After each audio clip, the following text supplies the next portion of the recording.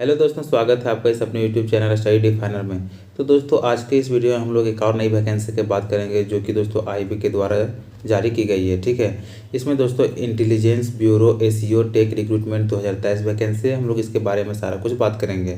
तो आइए दोस्तों, एसईओ टेक रिक्रूटमेंट 2023 जो है इसके सारे डिटेल्स के बारे में हम लोग बात करेंगे, क्योंकि फॉर्म को फिलअप करने से पहले उसके डिटेल्स के बारे में जानना काफ़ी ज़रूरी है। क्योंकि यदि आपके पास डिटेल नहीं रहेगा तो आपको नहीं पता चल पाएगा कि आप इसके लिए एलिजिबल हैं या फिर नहीं है। ठीक है, इसमें जो है दोस्तों हम लोग उसी सारे पॉइंट को बात करेंगे जो कि जानना बहुत ज़रूरी है। तो चलिए हम लोग सारे पॉइंट को एक कर देखेंगे और यदि आप इसके लिए एलिजिबल होंगे तो आप फॉर्म को जरूर फिलअप करेंगे।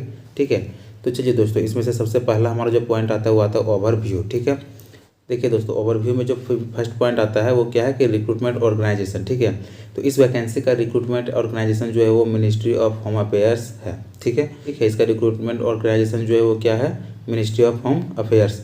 फिर नेक्स्ट आता है कैटेगरी दोस्तों। तो कैटेगरी क्या है, IBACIO टेक्निकल रिक्रूटमेंट 2023, ये इसकी कैटेगरी है। ठीक है, फिर नेक्स्ट हम लोग पोस्ट नेम देखते हैं। तो पोस्ट नेम में क्या है, असिस्टेंट सेंट्रल इंटेलिजेंस ऑफिसर है। ठीक है, ACIO ये इसी का फुल फॉर्म है। ठीक है, असिस्टेंट सेंट्रल इंटेलिजेंस ऑफिसर, ये पोस्ट नेम है। ठीक है, और टोटल वैकेंसीज का हम लोग बात करें तो यहाँ पे देख सकते हैं 226 टोटल सीट है। और अप्लाई मोड जो है दोस्तों ऑनलाइन होने वाला है। ठीक है, तो ये फॉर्म जो है दोस्तों ये ऑनलाइन फिलअप होगा। ठीक है, तो यहाँ तक हम लोग ओवरव्यू देख लिए। अब चलिए नेक्स्ट पॉइंट हम लोग देखते हैं क्वालिफिकेशन को। ठीक है, तो देखिए दोस्तों, क्वालिफिकेशन का हम लोग बात करें तो इसमें क्वालिफिकेशन क्या मांगा है, आप बीटेक प्लस गेट 2021, 2022 या फिर 2023 क्वालिफाइड, ये तीनों ईयर में क्वालिफाइड होना चाहिए। ठीक है, तभी आप इस फॉर्म को फिलअप कर सकते हैं। ठीक है, एक बार और समझ लेंगे, जैसे कि बीटेक होना ही चाहिए, इसके साथ में गेट 2021, 22 या फिर 23 क्वालिफाइड होना चाहिए, तो आप इसके लिए एलिजिबल हैं। ठीक है, यहाँ पे क्वालिफिकेशन इसका ज़्यादा कुछ नहीं है, बस इतना ही है। चलिए नेक्स्ट हम लोग देखते हैं एज लिमिट के बारे में।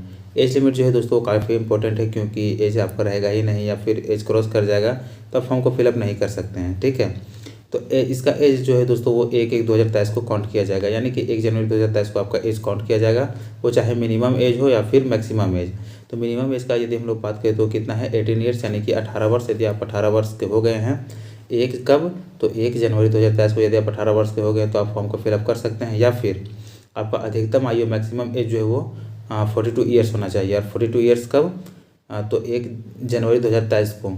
यदि आप 1 जनवरी 2023 को 42 साल के हो गए तो भी आप इस फॉर्म के लिए एलिजिबल हैं। यदि इससे आपका ज़्यादा है तो आप फॉर्म के लिए एलिजिबल नहीं हो पाएंगे। ठीक है, तो आप अपना एज को देख लेंगे। फिर नेक्स्ट पॉइंट हम लोग देखते हैं इंपॉर्टेंट डेट्स के बारे में। अब यहाँ पे नेक्स्ट पॉइंट हम लोग का आ गया इंपॉर्टेंट डेट्स। ठीक है, अब इंपॉर्टेंट डेट्स के बारे में बात करेंगे।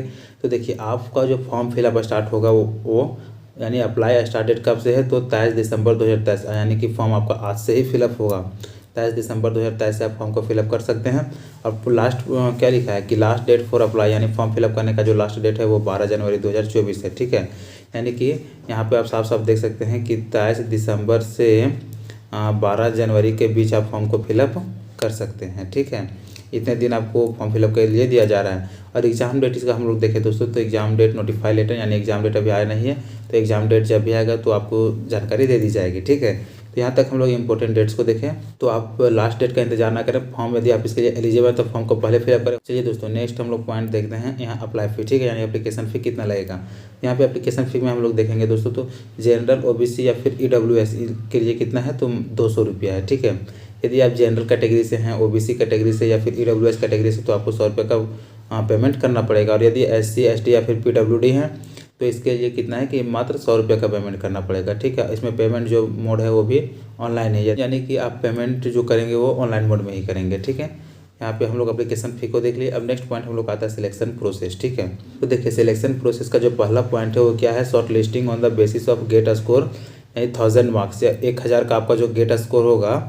ठीक है, और फिर नेक्स्ट पॉइंट आ जाता है कि इंटरव्यू 175, यानी कि 175 मार्क्स का आपका इंटरव्यू होगा। तो इसमें पहला आपका जो गेट का स्कोर और दूसरा इंटरव्यू मार्क्स, ये दोनों ऐड होगा।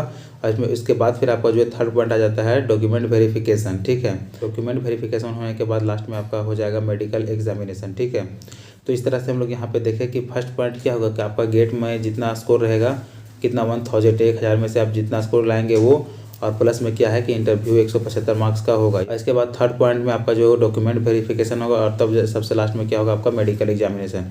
और इस तरह से आपका मेरिट तैयार किया होगा। ठीक है, आई होप दोस्तों कि बहुत ही कम समय में आप लोगों को ढेर सारी जानकारियाँ मिल पाई होंगी। और यदि इसके बाद भी आपको कोई डाउट रह जाता है तो आप हमें कमेंट करें। और यदि वीडियो पसंद आए तो वीडियो को लाइक करें, चैनल को सब्सक्राइब कर बेल आइकन प्रेस करें ताकि इसी तरह के लेटेस्ट वीडियो का नोटिफिकेशन आप लोगों तक पहुँच सके।